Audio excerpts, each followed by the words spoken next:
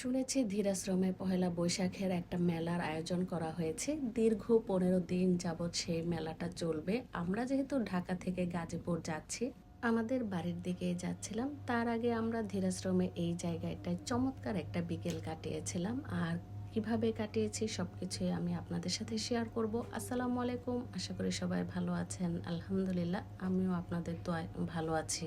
গাজীপুর ধীরাশ্রমে চায়ের একটা দোকানে এখানে আমাদের কি সুন্দর একটা সময় কেটেছে, মানে কোন দিক দিয়ে যে সময় চলে গেছে আমি টেরও পাইনি। যদিও আমার স্বামী খুবই ব্যস্ত ছিল, সে তার কাজ নিয়ে, তার জরুরি একটা মেইল আসছে, সেই কাজে সে ব্যস্ত হয়ে পড়েছে। আমি বেচারা একা একা কি করব, তাই আমি গাড়ি থেকে নেমে বিকেলের এই চমৎকার সময়টা আমি ধরে রাখতে চেয়েছিলাম আমার ক্যামেরা বন্দি করে। রেল লাইনে বসে কয়েকজন সুন্দর সময় পার করেছে, তারা গল্প গুজব করে এখন তাদের বাসায় ফিরে যাচ্ছে। জিনিসটা আমার কাছে বেশ ভালো লেগেছে। আর সত্যি বলতে কি, বিকেলে যখন আমরা এই দোকানের সামনে ছিলাম, প্রচণ্ড বাতাস ছিল, মানুষজন দেখছি একের পর এক ওনার দোকানে এসে কেউ ঠান্ডা খাচ্ছে, কেউ বা চা খাচ্ছে।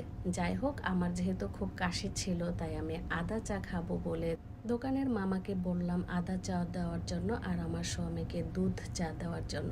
তারপর আমি দোকানের খুবই আশেপাশের জায়গাগুলো যা ছিল সব কিছুই আমি আমার ক্যামেরা বন্দি করলাম। আমার কাছে বেশ ভালো লেগেছিল, প্রচণ্ড বাতাস ছিল। আর যখন চা দিল তখন আমি এই যে এভাবেই চা খাচ্ছিলাম, আদাটা একদম চিবিয়ে চিবিয়ে, কারণ কাশি ছিল আমার প্রচণ্ড। তো যাই হোক, দোকানের মামা কিন্তু বেশ ভালো করে চাটা দিয়েছিল।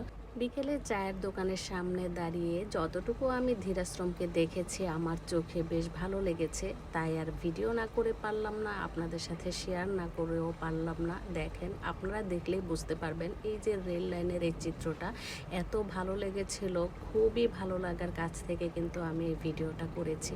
এইদিকে তো দেখছিলাম বিকেল গড়িয়ে যতই সন্ধ্যা হচ্ছে ততই মামার দোকানে ভিড় হচ্ছে।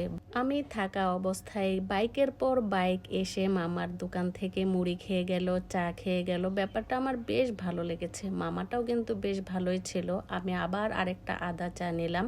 আর কিছুক্ষণ পরেই দেখতে পেলাম মামা এই যে এত ব্যস্ততার মধ্যেও যে তার সন্তানকে কিভাবে আগলিয়ে রাখে ভালোবাসা দিয়ে, সেটা দেখলাম। এই যে মেয়েটাকে সে চা দিয়ে দিল বাসায় নাস্তা খাওয়ার জন্য, সাথে আবার রুটিও ছিল।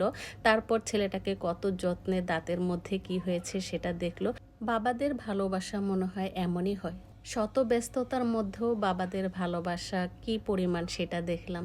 অন্যরকম এক অনুভূতি কাজ করলো। যাই হোক, সামনেই ছিল মেলা, আর আমি মেলাতে অবশ্যই আসবো। আর ধীরাশ্রমবাসীকে আমার অন্তরের অন্তঃস্থল থেকে অনেক অনেক দোয়া, শুভকামনা, ভালোবাসা রইল। আপনাদের সবার প্রতি একটা ভিডিও ছেড়েছিলাম, আপনারা আমাকে অনেক সম্মান দেখিয়েছেন, তাই আপনাদের প্রতি কৃতজ্ঞ না হয়ে আর পারলাম না। যাই হোক, ভিডিওটি ভালো লেগে থাকলে শেয়ার করে পাশে থাকবেন। সবাইকে অনেক অনেক ধন্যবাদ।